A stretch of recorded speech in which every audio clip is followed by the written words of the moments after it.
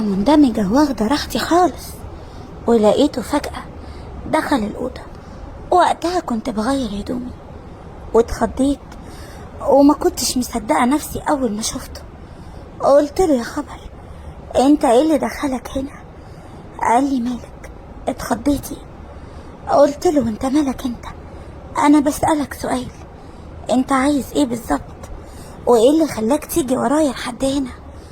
قال لي بصراحة كده شفتك وسمعتك. قلت له شفت ايه وسمعت ايه يا مجنون انت؟ قال لي شفت كل حاجة، شفتك وانتي بتقولي له قد ايه محتاجاله، وسمعتك بودني كمان، وكنتي بتعملي ايه وانتي بتكلميني. طب بذمتك حد يسيب الحقيقي ويبص للتقليد؟ قلت له ايه اللي انت بتقوله ده؟ اللي انا كنت بكلمه ده جوزي، وبعدين انت مالك انت؟ قال لي ما انا عارف انه جوزك، بس جوزك ده سايبك وعايش برا مصر، وبتكلميه ويحصل اللي بيحصل ده بعد المحايلة منك، وانا بسمعك، وانا هنا اهو قدام عينيكي لحم ودم، يتمنى بس اشارة منك. قلت ايه؟ قلت ايه في ايه؟ مش بقولك اتجنن؟ انت عايز ايه بالظبط؟ مش تقولي انت عايز ايه وتجيب من الاخر، بدل ما عمال تقولي في الغاز انا مش فاهماها. قال لي لا، انت فاهمة وعارفة كل حاجة كويس قوي، ومش انا اللي هقولك. مش بقولك انت فاهمة وعارفة كل حاجة كويس قوي؟ قلت له ايوه يا سيدي، انا عارفة كل حاجة، ومش عارفة ايه اخرة اللي انت بتعمله ده. بطل جنان بقى، انا بجد مش عارفة اقولك ايه. قال لي ولا تقوليلي ولا اقولك، المهم توافقي. انا على فكرة صورتك صور كتير قوي وانتي بتكلميه، ولو ما عملتيش اللي انا عايزه صدقيني كل الصور دي بكرة هتبقى في النت، وانتي عارفة بقى اللي هيحصل. قلت له يا خبر، وتعمل كده في بنت عمتك برضو؟ انا برضو تقول عليا كده؟ قال لي بقولك ايه، انا مش فاضيلك، وبعدين ماليش فيه. انت بنت عمتي لكن اللي انا شفته ده ما ينفعش يعدي كده يا حبيبتي. اسمعي كلامي، وانا عارف ان انت اما تجربي صدقيني انت بعد كده اللي هتطلبي. بصراحة كنتش عارفة اعمل ايه، ما انا ما كانش قدامي غير الحل ده. ايوه، هو الحل ده اللي هينفع. وفجأة رحت قفلت الباب، واللي حصل محدش ابدا هيصدقه. هقول لكم كل حاجة وبالتفصيل من البداية للنهاية. انا زي اي بنت اتقدم لي واحد شغال برا مصر. اي نعم، في الاول ما كانش فيه بينا حب ولا غيره، لكن بعد كده وبعد فترة الخطوبة والهدايا والورد والكلام الحلو حبيته قوي، وبقيت مش قادرة استغنى عنه، وبقى هو كل دنيتي. علشان كده حبيته قوي، وقررت ان هو ده اللي هو هكمل معاه حياتي. وبالرغم ان انا كنت داخله الموضوع ده قلت هتخطب شويه، وبعد كده هقول لاهلي اني مش عايزاه، مش مرتاحه يا ناس. لكن بعد فتره بصراحه كده حبيته، وتمت الخطوبه على خير لحد ما جه ميعاد الجواز. نزل شهرين اجازه، وبصراحه كانوا اجمل شهرين في حياتي، وكان وعدني ان هو احتمال كبير قوي ياخدني معاه، وانا كنت عامله حسابي على كده، وقلت خلاص هعيش معاه برا مصر، وهعيش حياة الاميرات اللي بيلفوا الدنيا مع جوازهم. لكن بعد الشهرين وخلاص كان قرب ميعاد سفره، لقيته بيقولي مش هينفع يا حبيبتي، معلش علشان خاطري المرة دي، ووعدك 2 3 بالكتير وهتبقي عايشة هناك على طول معايا، مش مجرد بس انك تسافري كده اجازة وترجعي. قلت له ليه بقى؟ ان شاء الله مش هروح المرة دي.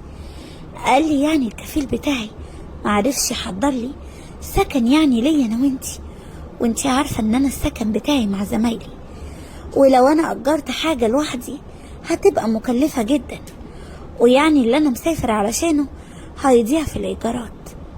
وافقت وسكت، ووعدني ان انا كل يوم هتكلم انا وهو فيديو كول، وساعتها نعمل كل اللي احنا عايزينه. وفعلا ده اللي كان بيحصل من ساعة ما سافر. لكن انا حسيت بالزهق، علشان كده قلتله انا هروح اقعد عند اهلي، انا مش هفضل هنا لوحدي. قال لي وماله يا حبيبتي، سافري روحي عند اهلك. اصل انا كنت قاعدة في محافظة بعيدة شوية عن اهلي، وعلشان كده وافق ان انا اروح اعيش معاهم، خصوصا ان انا سبته يسافر لوحده. وفعلا رحت عند اهلي، وانا اهلي يعني اخوات امي وابويا دايما بيجوا عندنا، والبيت مفتوح على طول للكل. وبصراحة كده ما كنتش عارفة ان يعني ابن خالي ممكن يعمل فيا كده، ولا اللي حصل ده كله ممكن يحصل. ده انا حتى ما كانش بيجي في بالي ان ممكن يحصل ربع اللي حصل ده. المهم ان انا رحت عند اهلي، وبقيت زي ما انا متعودة اكلم جوزي كل يوم، وكل يوم ابن خالي كان بيجي هو وابوه وامه، بحكم يعني ان البيت قريب من البيت كانوا بيجي نسهر مع بعض كلنا. وانا كنت كل يوم استأذن شوية اقوم اكلم جوزي، وبعدين اطلع اقعد معاهم. وبصراحة الموضوع ده طال قوي. انا كنت بتكلم مع جوزي يوميا لمدة 5 شهور كاملين، وما كنتش عارفة ان انا هفضل على الحال ده كتير. واتاري كل يوم ابن خالي بيصورني صوت وصورة وانا بتكلم مع جوزي. وما اقولكوش بقى اللي كنت ببقى عاملاه، كان مفيش حاجة ابدا موجودة، كده زي ما انا، زي ما امي جابتني للدنيا. ما هو جوزي بقى، وكنت واخدة راحتي زي ما بقولكم. وفضل الحال على كده، وانا ما كنتش عارفة ايه اخرتها. ولما لقيت ابن خالي اتصدمت. لكن بصراحة في الوقت ده انا كنت عايز يعني الاحتياج للموضوع، بصراحة قوي يعني وافقت. ايوه وافقت على كل اللي هو عايزه. وافقت وما كنتش عارفة ان انا هيحصل لي كل ده. وبصراحة اللي حصل لي معاه بعد ما قفلت الباب خلى الموضوع يزيد، وانا كنتش مصدقة ان انا هكون مبسوطة كده. ده انا كنت بطلب فعلا زي ما هو قال لي. ومن اليوم ده ما بقيتش اسأل في جوزي، كان مضايقه قوي ان انا ما بقيتش اهتم بيه. حتى المكالمة دي فين وفين اما بقيت بكلمها له واتكلم عادي جدا، ما اعملش اي حاجة. ولقيته بيفاجئني وبيقول لي انه هينزل اجازة، والاجازة دي هيرجع بيا، لانه خلاص وضب اموره على كده. وانا ما بقيتش عارفة اعمل ايه. انا ما بقاش ينفع خالص ابعد عن ابن خالي. وعشان كده جيت لكم وحكيت لكم قصتي، وانتوا بقى اللي تفيدوني. عارفة طبعا ان في ناس كتير هتغلطني وتقولي ازاي عملتي كده، لكن انا سايبة الحكم ليكم، وانتوا اللي هتقولولي اعمل ايه واتصرف ازاي. وانا طبعا زي ما انا هستنى كل التعليقات بتاعتكم واقراها كويس.